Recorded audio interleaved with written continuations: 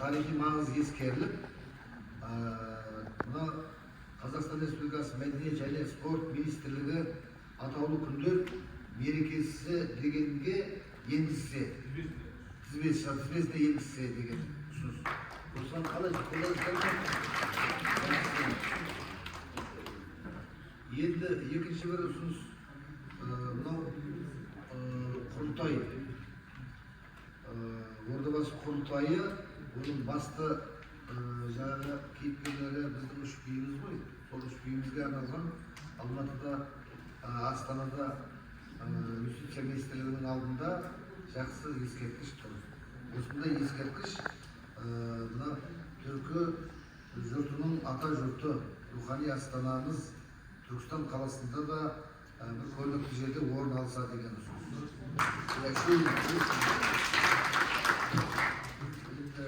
Келесі ұсыныс, мына қазақ билерін, шешендерін насихаттау мақсатында сол жаңа біз айтып отырған министрлік сериялы кітаптар шығаруды жолға қойды. Билерге, шешендік өнерге арналған. Енді тағы мынадай да ұсыныс бар. Бұл енді сол білім саласында болғаннан кейін білеміз. Дегенменен тағы артықтығы болмас деп ойлаймын.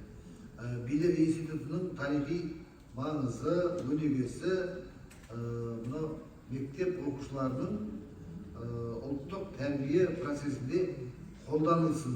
Сол үшін оқулықтарға, оқу құралдарына енгізілсін деген ұсыныс. Осы ұсынымдар қабылданды деп есептейік.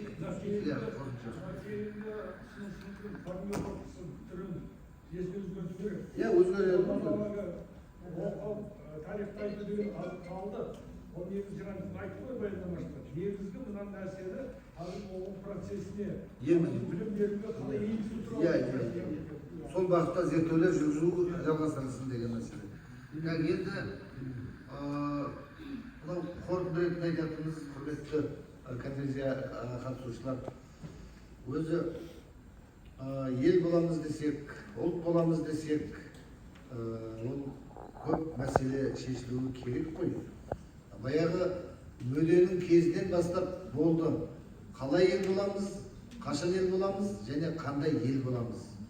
Бұл одан кейінгі заманда, Шыңғыс ханның заманында да, Алтын Орданың заманында, Жәнібектің заманында да, Абылайдың кезінде де болды.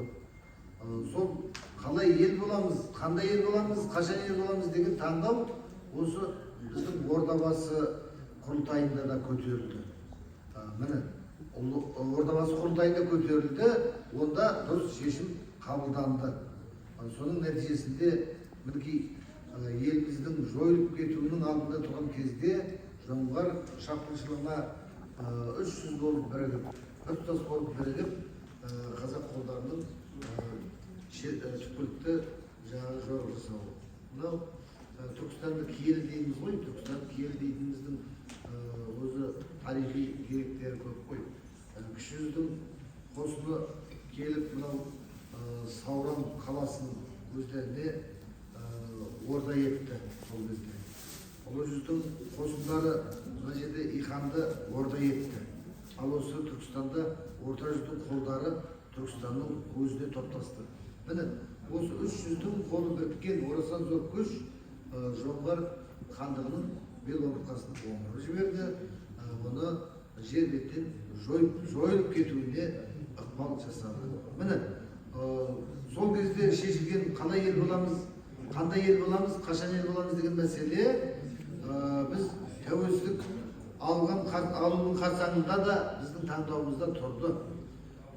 Осыменен біз енді қандай ел болдық, қалай ел болдық, қашан ел болдық деген мәселені толық шешіп қалдық деп ойламаймыз. Қашан ел болғандығымыз белгілі. Ал қандай ел боламыз, қалай ел боламыз деген мәселе әлі күн тәртібінде тұр.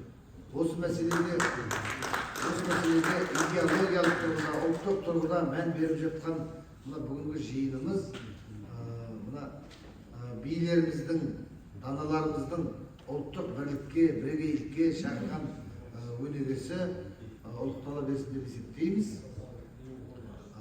Енді бүгінгі жиынның сөздері, басқалары барлығы мынадай жинақ болып жарыққа шықты.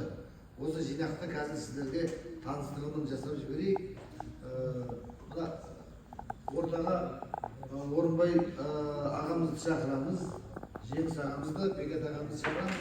Сіз үшеуіңіз осы кітаптардың тұсаукесерін тұсауын шешіп берсеңіз. Үш адам шақырып bir kitap koydular. Biliyor musun? Екі болма. Al.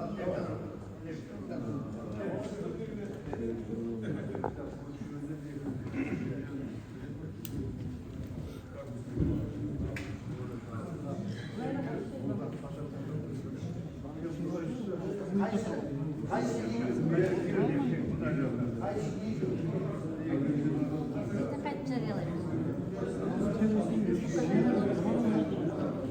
Орысша болғанымыз қандай еді бұл жерде? Қазақ тілінде жіберуіміз керек. Қазақ тілінде бұл жерде орыс жоқ қой. Сол біз қартан алып қоймыз. Мен қазір фейсбукқа қалай жарияламын? Қостай ақ қойыңызшы. Соны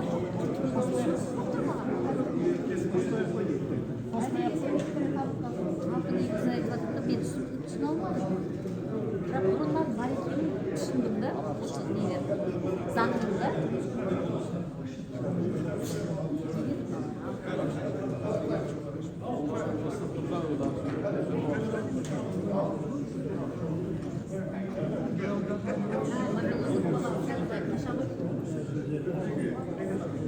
Bugün